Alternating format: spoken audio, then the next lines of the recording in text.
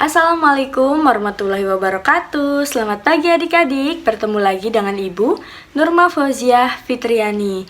Nah, semoga kalian yang ada di rumah tetap semangat ya. Dan jangan lupa untuk menjaga kesehatan serta mentaati protokol kesehatan 5M, yaitu mencuci tangan, memakai masker, menjaga jarak, menjauhi kerumunan, dan mengurangi mobilitas.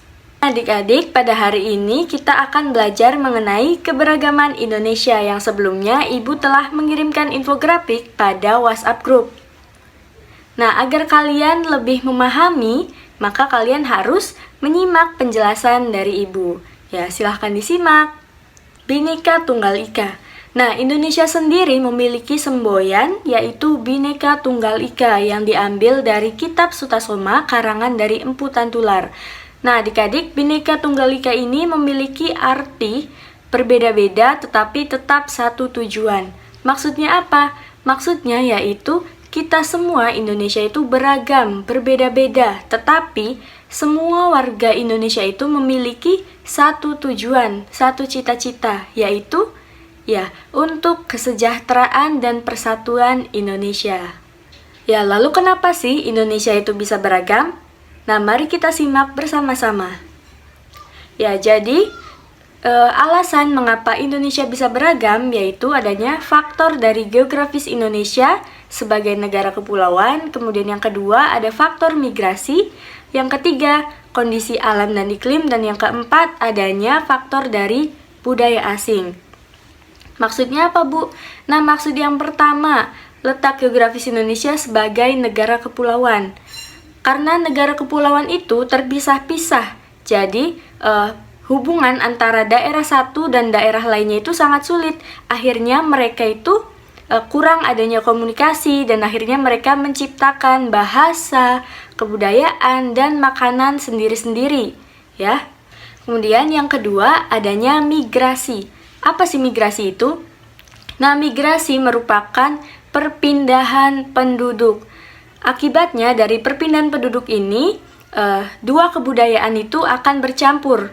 Karena pada saat masyarakat ini berpindah dari satu tempat ke tempat lainnya, masyarakat tersebut pastinya membawa sebuah kebudayaan, membawa bahasa baru, dan juga membawa kesenian-kesenian lainnya.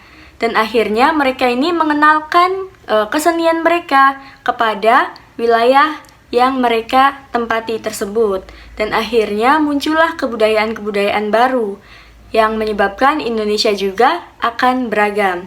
Yang ketiga yaitu adanya faktor alam dan iklim. Maksudnya apa?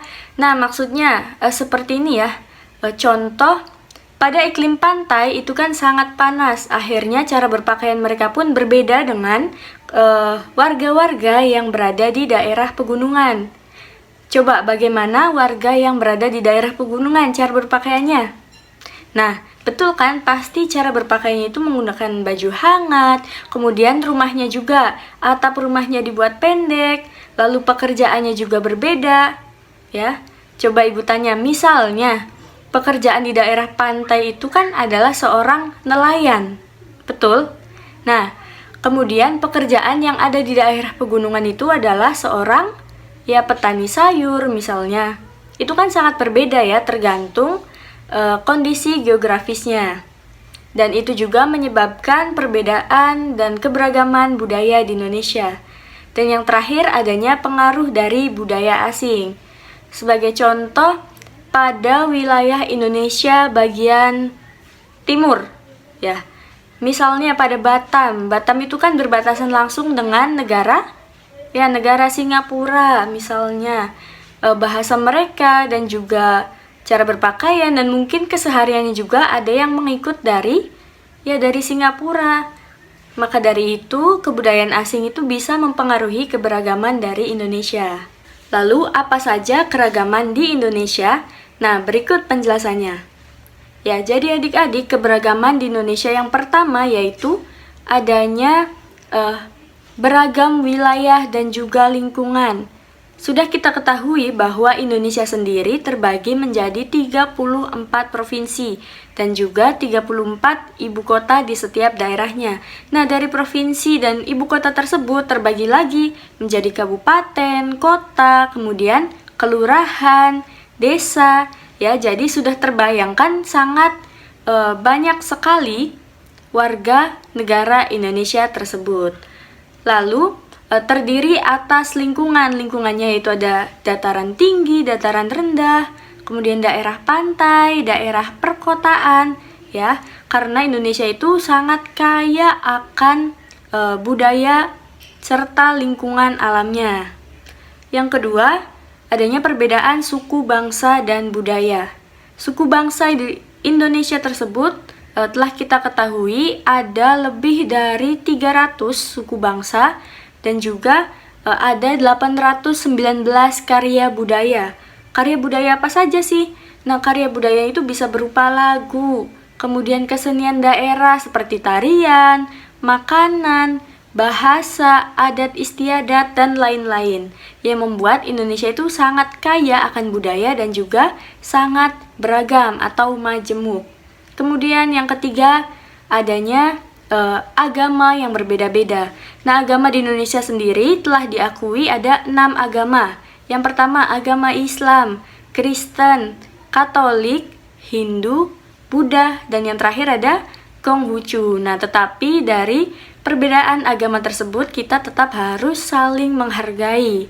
Tidak boleh membeda-bedakan agama, ya. Jadi toleransi itu sangat diperlukan.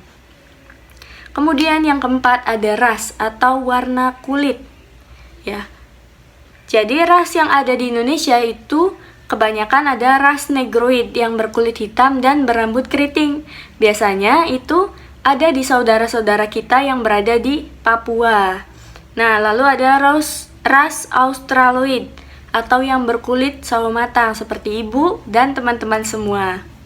Nah, jadi tidak boleh ya kita membeda-bedakan ras. Misalnya, contoh di sekolah, aku nggak mau main sama Doni misalnya, karena Doni kulitnya hitam. Nggak boleh ya kayak gitu, karena itu namanya membeda-bedakan ras atau warna kulit.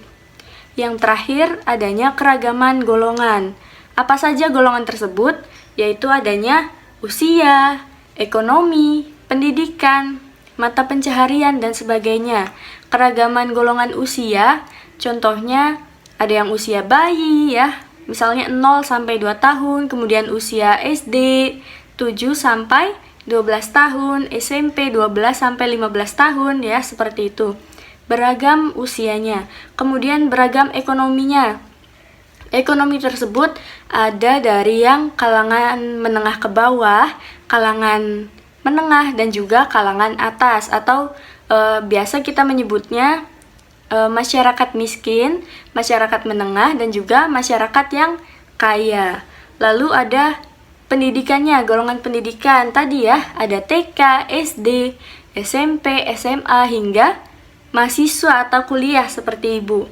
Lalu mata pencahariannya juga, misalnya ada golongan pegawai negeri sipil, lalu ada guru, dokter ya. Masih banyak mata pencaharian lainnya, yaitu termasuk ke dalam perbedaan golongan. Selanjutnya ada bagaimana sikap kita untuk menghargai perbedaan dengan teman. Yang pertama yaitu kita harus berteman dengan baik. Bagaimana cara untuk berteman dengan baik? Yaitu misalnya kita itu harus berteman dengan siapa saja ya, tanpa membedakan ras, kemudian status sosial misalnya, lalu agama, dan juga suku bangsa. Contohnya, misalnya Doni tidak mau berteman dengan Adi dikarenakan Adi itu misalnya masyarakat miskin. Misalnya Adi itu berkulit hitam. Misalnya Adi itu beragama selain dari Islam. Tidak boleh ya, karena kita itu harus berteman baik tanpa membedakan status atau latar belakangnya. Lalu yang kedua harus menghargai. Apa saja penghargaan tersebut? Apa saja yang harus dihargai? Yaitu misalnya menghargai teman yang sedang beribadah, yang berbeda keyakinan dengan kita. Nah, lalu menghargai perbedaan bahasa dan juga menghargai perbedaan pendapat. Yang ketiga yaitu kita harus menolong teman. Nah, jadi menolong teman yang kesusahan itu tidak boleh memandang siapa dia, siapa dia atau apa latar belakangnya ya. Kita itu harus saling tolong-menolong. Dan yang terakhir, kita harus menjaga kerukunan sesama teman, baik menjaga kerukunan di sekolah dengan teman, atau di rumah dengan keluarga, dan juga dengan tetangga di lingkungan sekitar rumah kita. Seperti itu adik-adik. Nah, lalu ini ada quotes, yaitu dengan adanya perbedaan, kamu bisa lebih belajar untuk memahami dan menghargai segala hal. Jadi perbedaan ini sebisa mungkin tidak dijadikan sebagai suatu perpecahan oleh kita, tetapi dijadikan sebagai untuk saling belajar dan juga untuk saling menghargai. Ya, sudah selesai ya materinya. Sekarang ada latihan.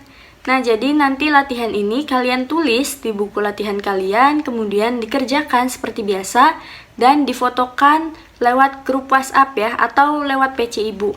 Baik adik-adik, sekian saja materi yang bisa Ibu sampaikan. Kalau ada yang ingin ditanyakan atau ada yang tidak dipahami gitu ya, bisa langsung bertanya kepada Ibu lewat WhatsApp ya. Nanti materi dan juga soalnya akan Ibu bagikan juga di grup WhatsApp kalian. Tetap semangat belajar ya. Wassalamualaikum warahmatullahi wabarakatuh.